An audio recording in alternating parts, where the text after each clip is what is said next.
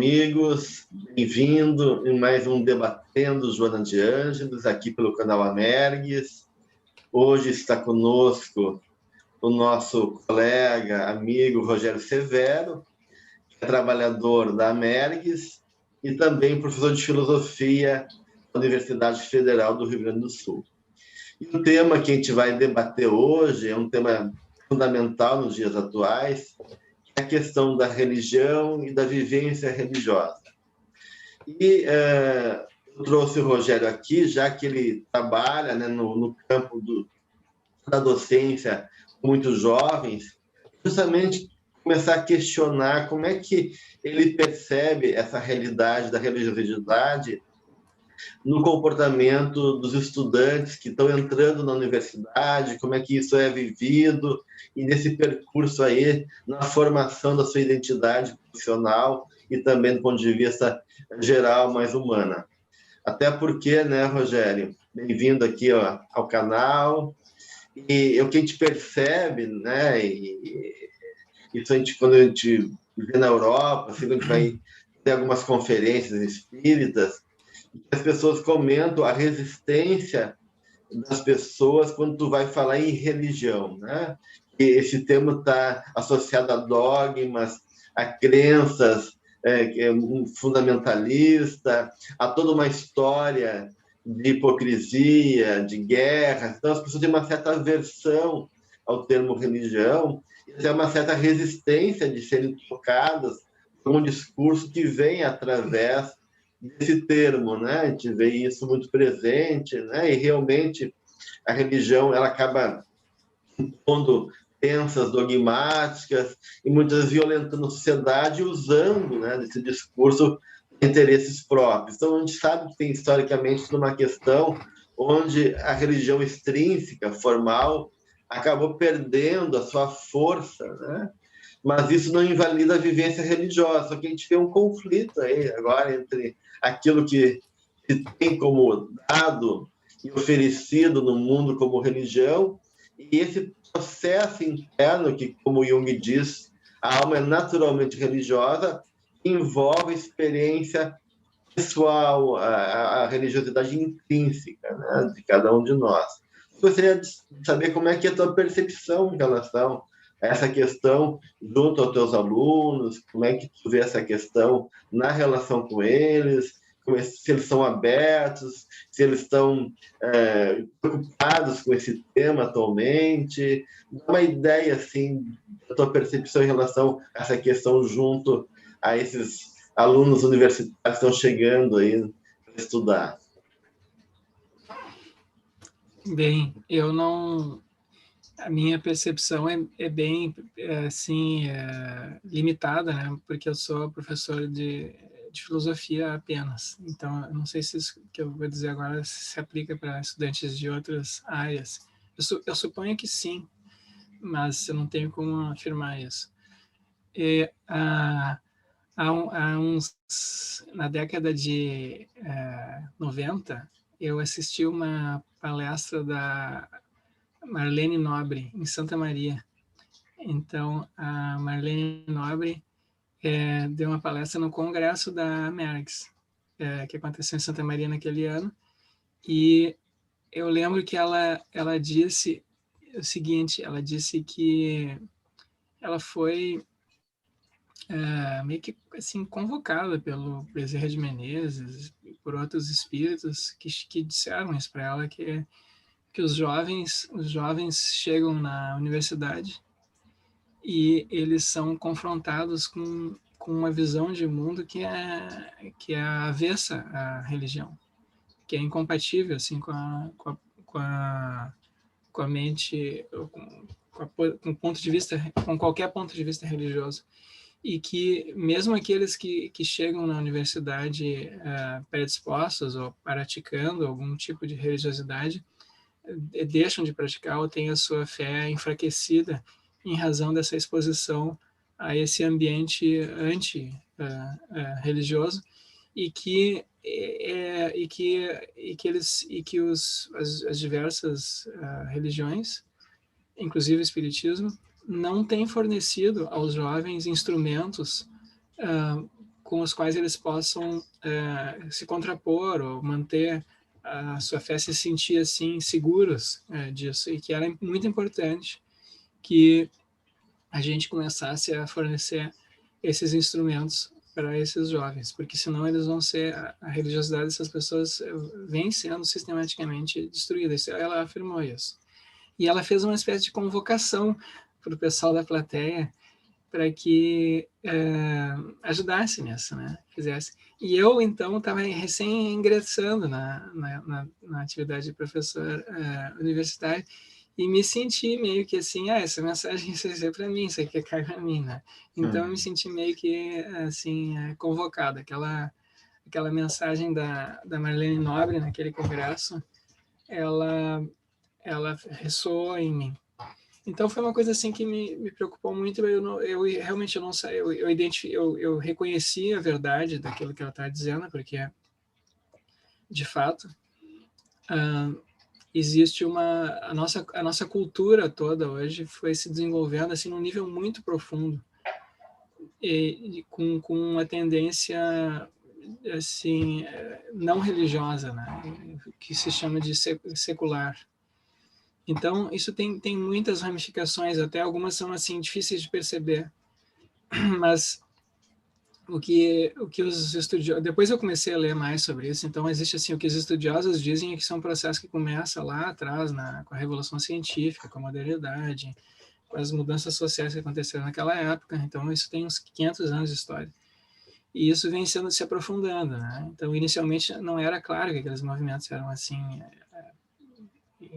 não eram seculares, né? Porque os pensadores iniciais da Revolução Científica, das revoluções assim filosóficas e sociais que aconteceram nesse período, então século XVI, XVII, XVIII, eram todos religiosos, enfim.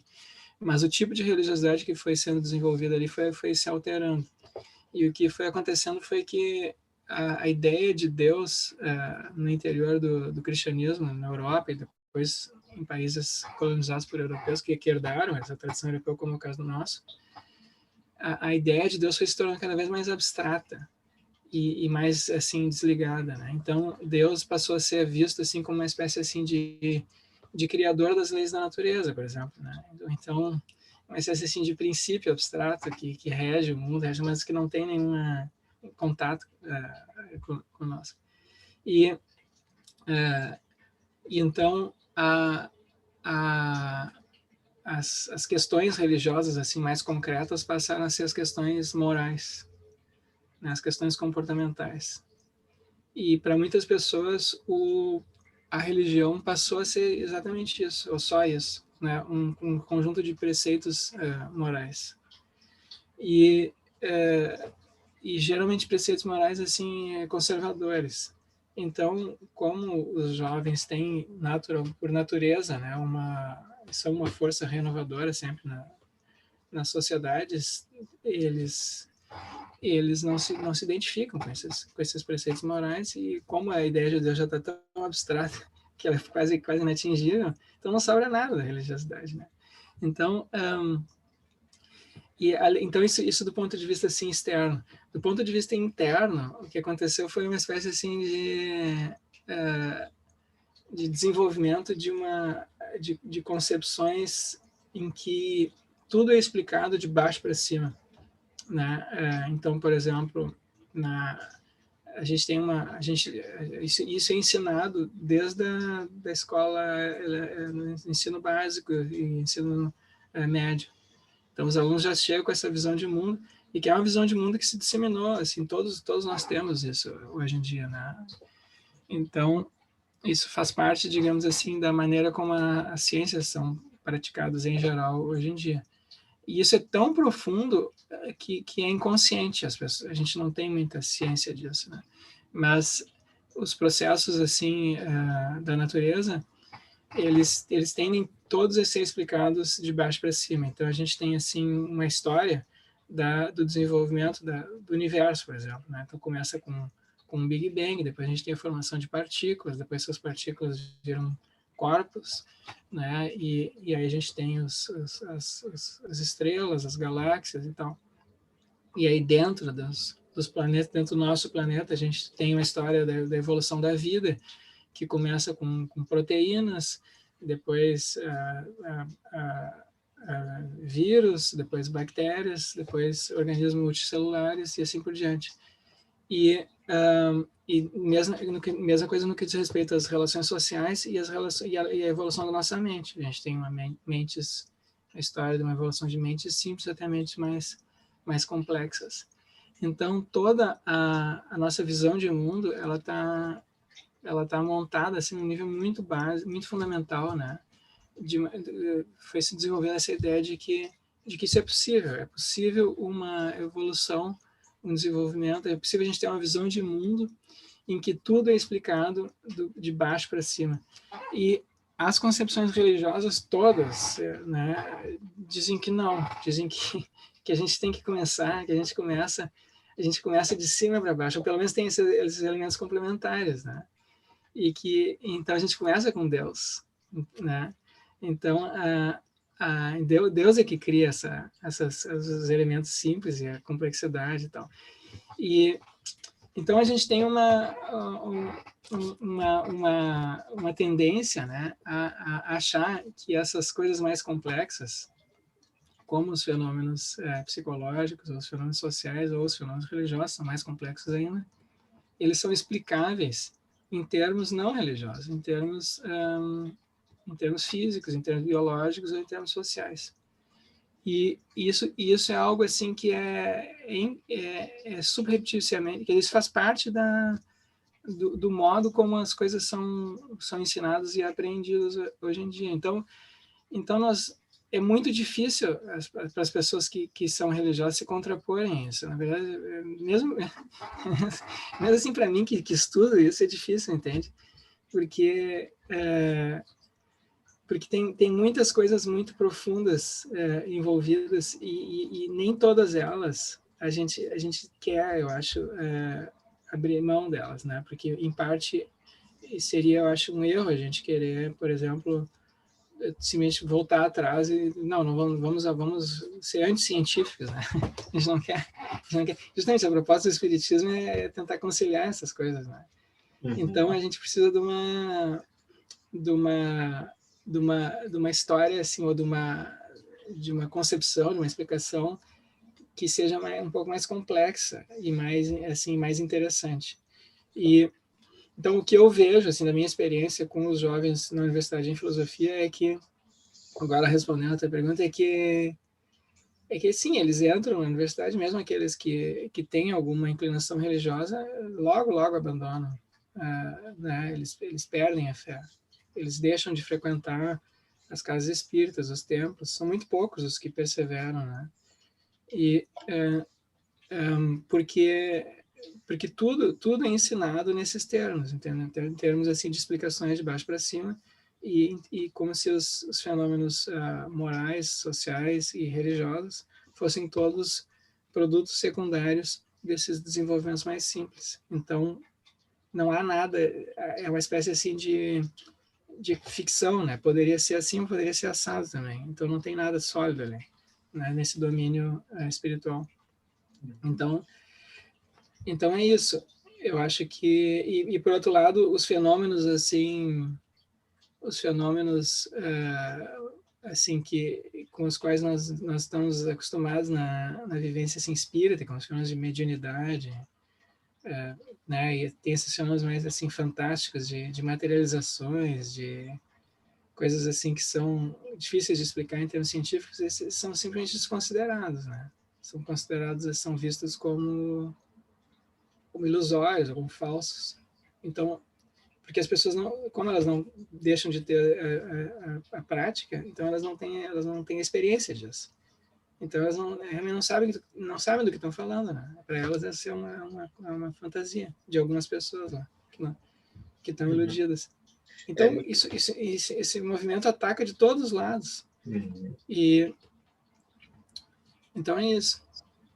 É interessante isso que tu está trazendo, porque a Joana de Anjos, no Psicologia da Gratidão, ela fala de resgatar realmente a experiência divina, né?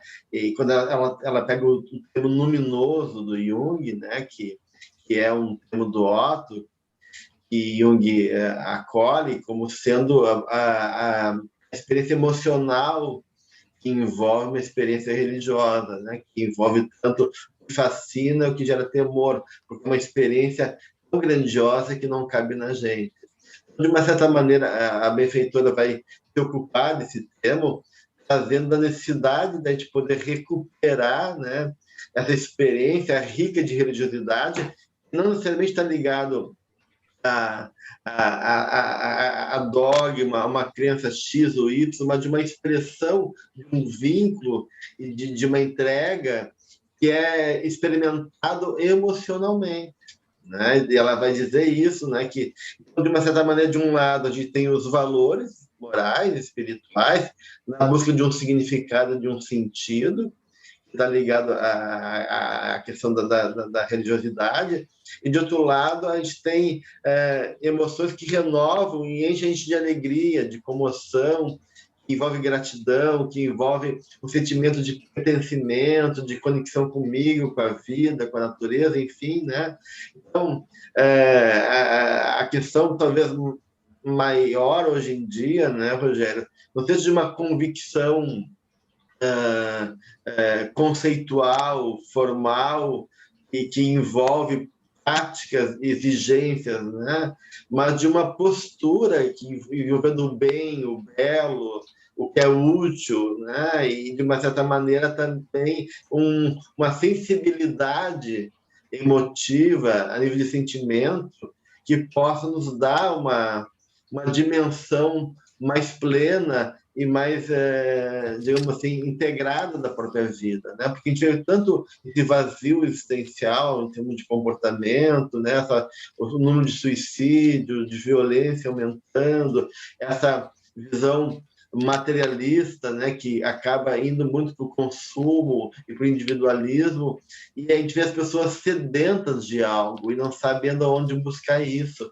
Talvez esse vazio seja também necessário nesse momento de transição, né, de a gente sai de uma postura, de uma condição, né, abre mão daqueles recursos que estão muito fora, né, de uma religião formal, que muitas vezes também não preenche mais esse homem moderno, né, mas a gente não botou nada no lugar.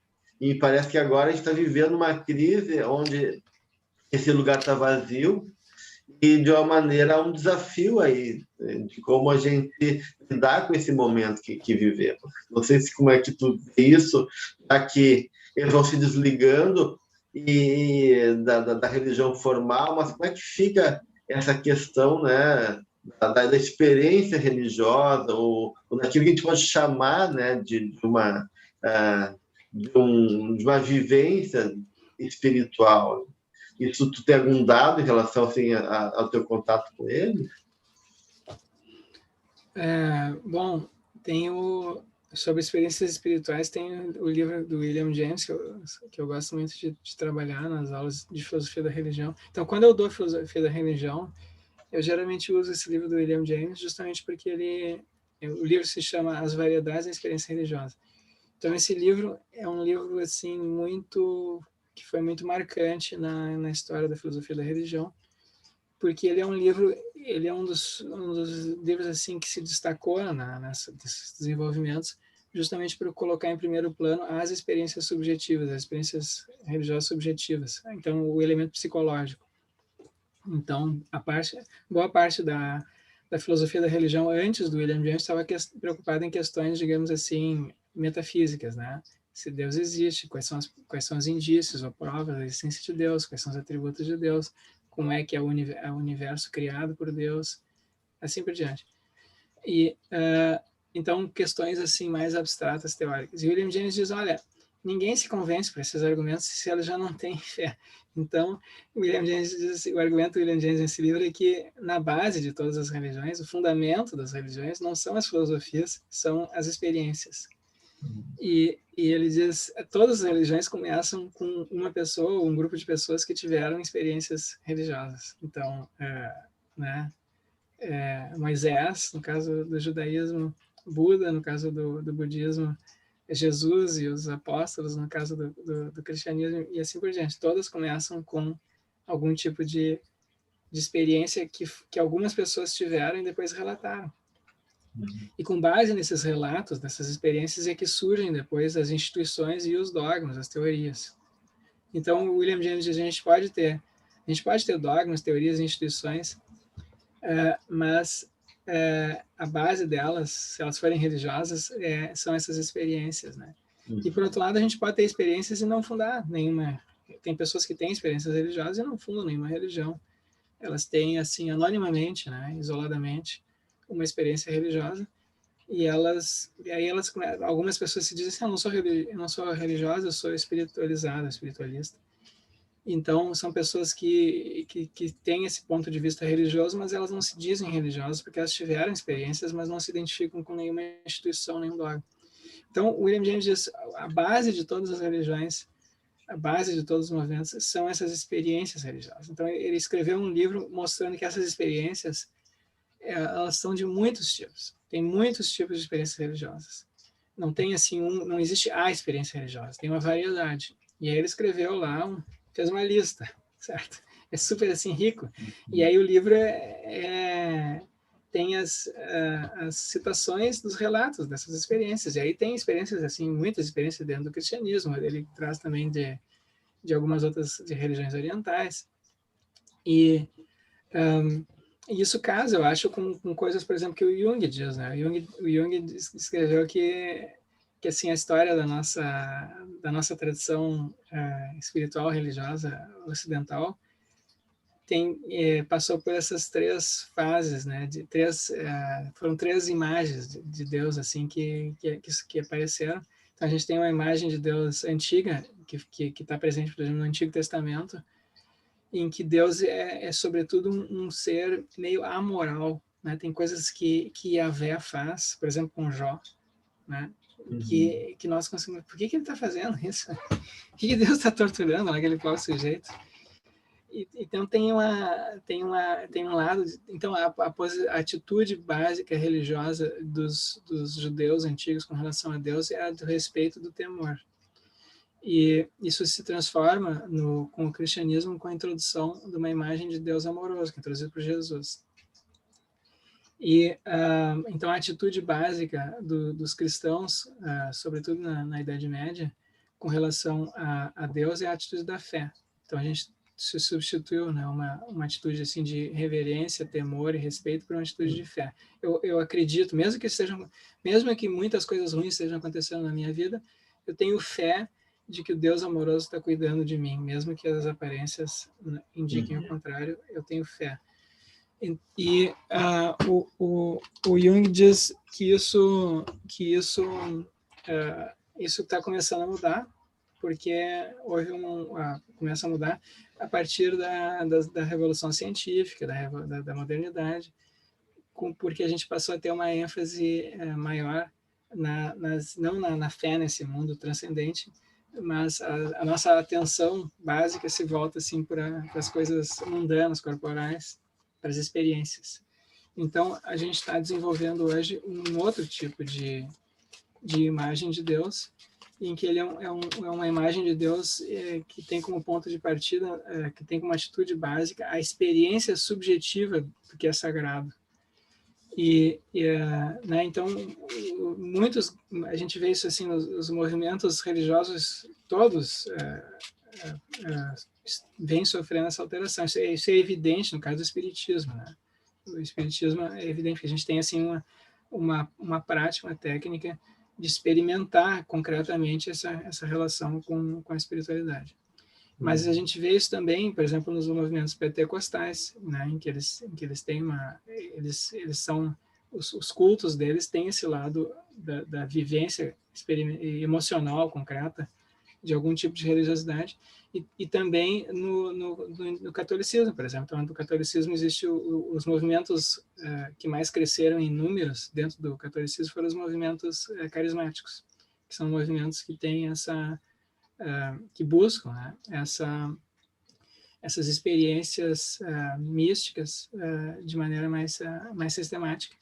E também a gente vê isso num interesse muito grande que houve nos últimos 100 anos aí, no Ocidente por religiões orientais, que são religiões que não fazem essa distinção entre, ou não fazem tão claramente, uma distinção entre o que é transcendente e o que é imanente. Então, a gente tem uma experiência imanente do que é transcendente, através de exercícios físicos, do yoga, ou do mantras, ou de coisas assim. Então, eu acho que sim, eu acho que isso que tu falasse é muito verdadeiro. A gente tem existe uma necessidade psicológica da gente apresentar não é apenas de apresentar, é algo que já está acontecendo, né? Que já está acontecendo, assim, o acesso nosso ao divino, ao religioso, hoje acontece muito mais por meio das experiências subjetivas. Então, a ideia de que eu tenho que reconhecer Deus no meu coração, né? Subjetivamente, não basta eu... É interessante, porque realmente sai desse templo de pedra, né, onde eu me transformo, né, no templo divino, onde cada homem, né, tem a vivência desse Deus, né, agora, Jung propõe isso, né, que cada um, que o Deus quer fazer morada, o homem é a casa onde Deus quer fazer sua morada, e me parece que a grande questão atualmente é isso, e eu acho que tem dois pontos importantes, né, que ajuda a gente poder também se relacionar com essa visão que o Espiritismo nos traz, que é a ideia de imortalidade, que eu acho que é importante, né, nessa dimensão aí de poder reconhecer que a nossa vida não está restrita à dimensão biológica e material, e essa dimensão de um princípio regulador, né, movido pelo amor, né, que nos sustenta. Acho que esses dois pontos aí são bem importantes.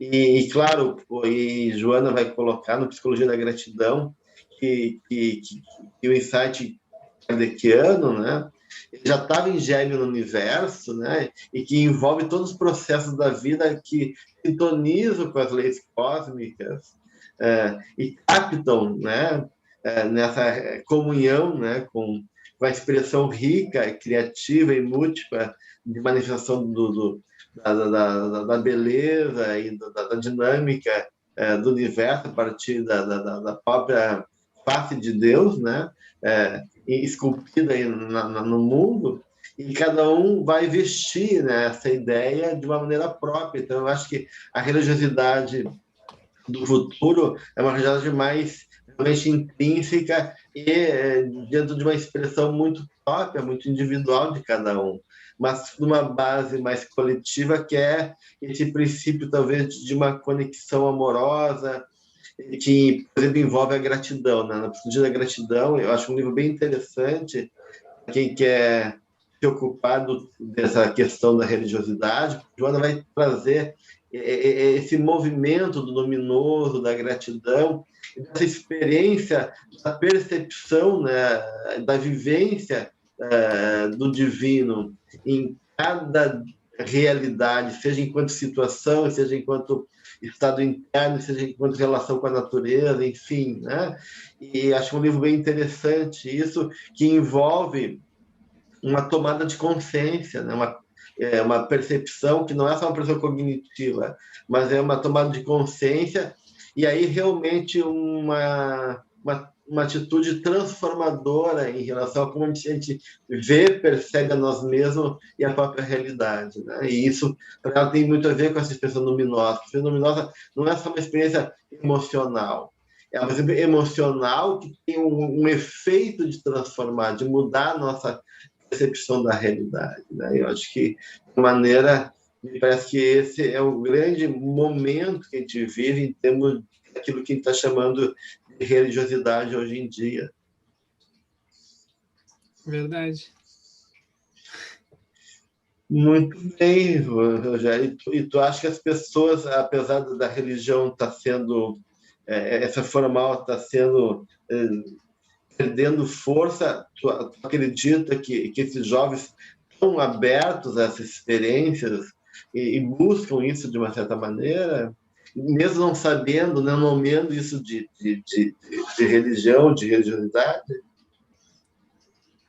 Eu acho que como tu falaste antes, né? A religiosidade faz parte da natureza humana. Então, se a gente coloca assim da maneira... O que eu vejo assim, as pessoas em geral não sabem do que estão falando, né? Quando falam de religião, assim, os jovens. Porque eles não têm, a maioria não tem nenhuma experiência religiosa, ou quando teve foi uma experiência assim superficial, que não foi trabalhada, ficou infantilizada, digamos assim, ó, aconteceu e depois ficou relegado. Ou tem a experiência assim das críticas sociais às instituições religiosas, que são críticas assim legítimas e importantes, né? Mas que são o aspecto assim, eu acho, mais superficial da religiosidade, né? Claro que tem muitas, a gente vê assim casos, né, de imoralidades, ou como tu falaste antes, de guerras, nas quais os religiosos às vezes se envolvem, às vezes a gente tem religiosos que começam a fazer política, ou às vezes que se envolvem assim, em disputas, em debates assim, morais, completamente infrutíferos, ao meu ver, e fica aquele bate-boca intelectual. Uhum. Então, isso é público, é evidente, né? As pessoas veem isso. E então a parte, digamos assim, mais profunda da religião, as pessoas não conhecem. Inclusive assim, coisas que estão logo bem acessíveis assim para todos nós, né? Então tem esses os livros aí do Chico Xavier, da Joana de Ângeles, tem os livros assim tem as histórias de São Francisco, de Santo Agostinho, tem os livros, enfim, tem 1001 livros aí, histórias e relatos que estão disponíveis, mas a gente essa tradição meio que ela veio assim, se tornou inacessível, né? Ela não se tornou de difícil acesso por várias razões.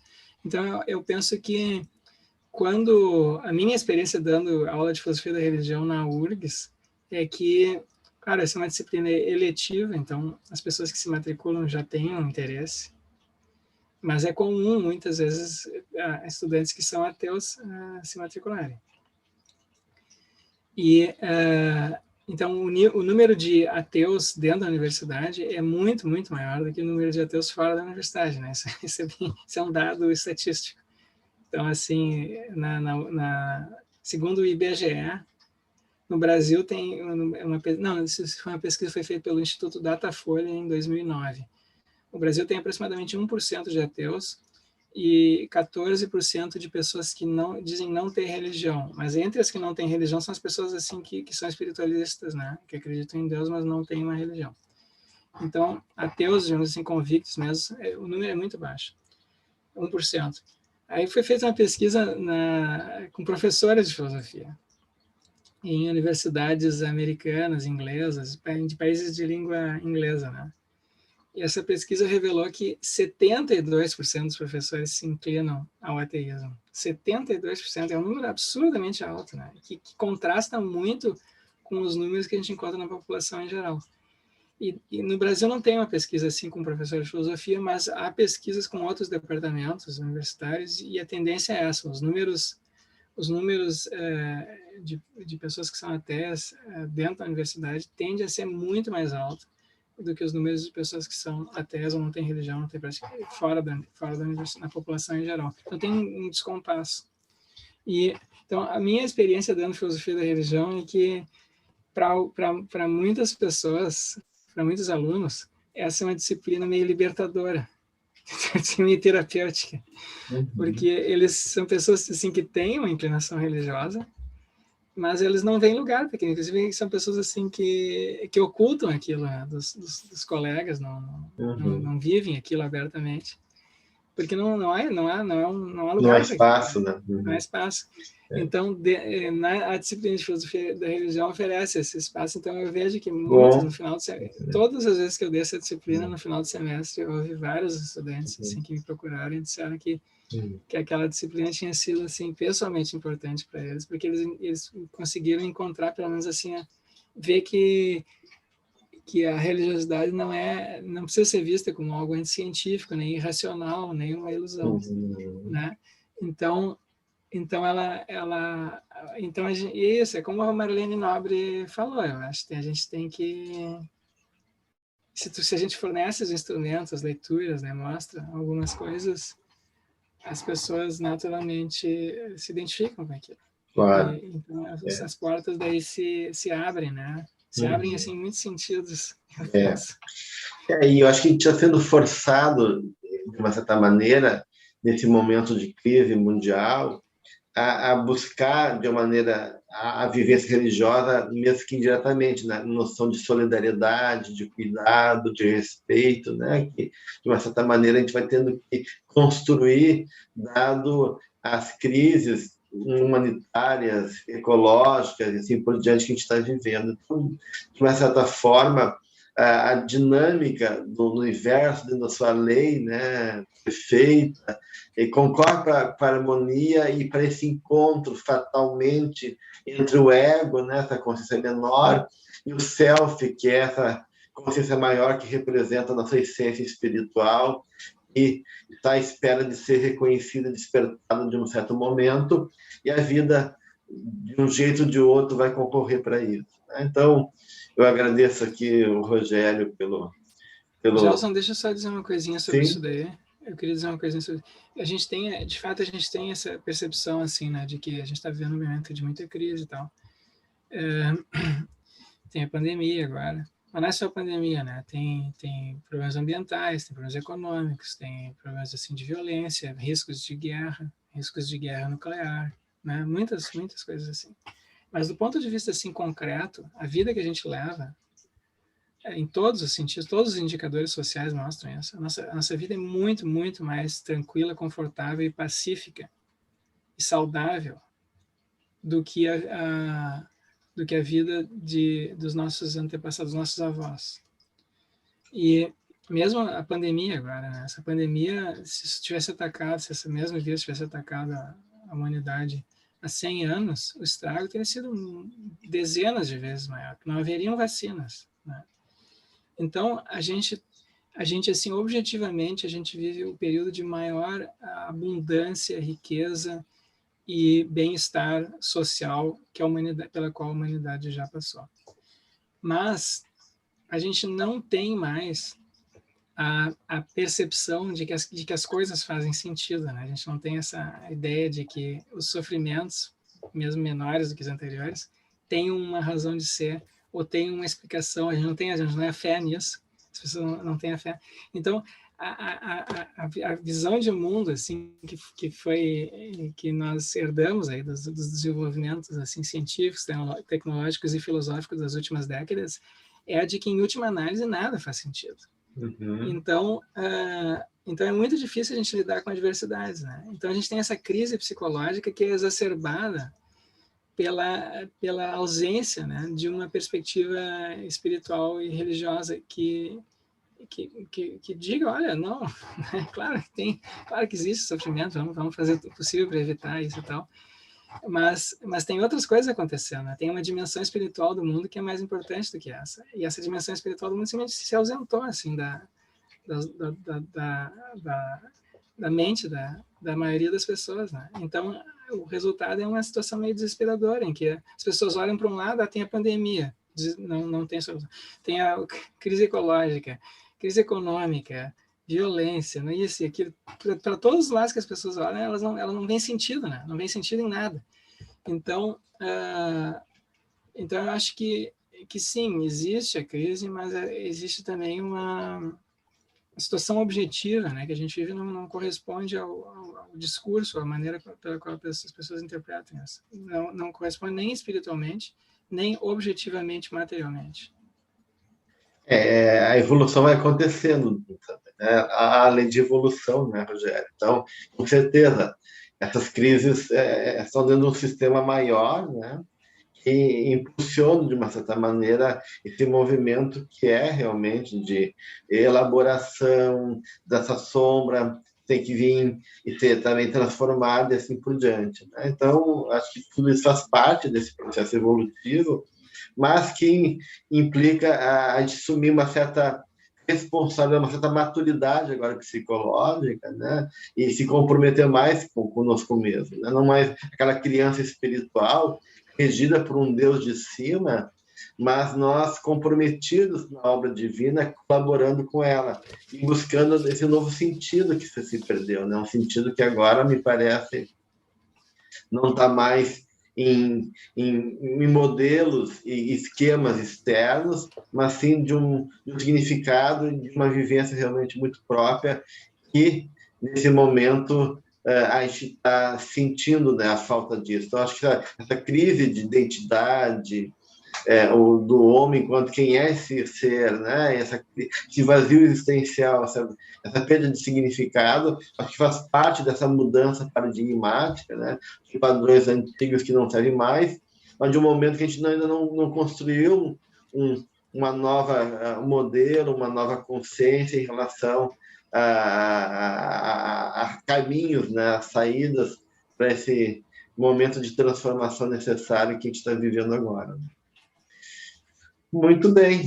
Então, deixamos nosso abraço a todos e até um outro momento com o nosso Debatendo Joana de Anjos. Obrigado, Rogério. Obrigado a todos que nos assistem. Até um próximo momento. Tchau.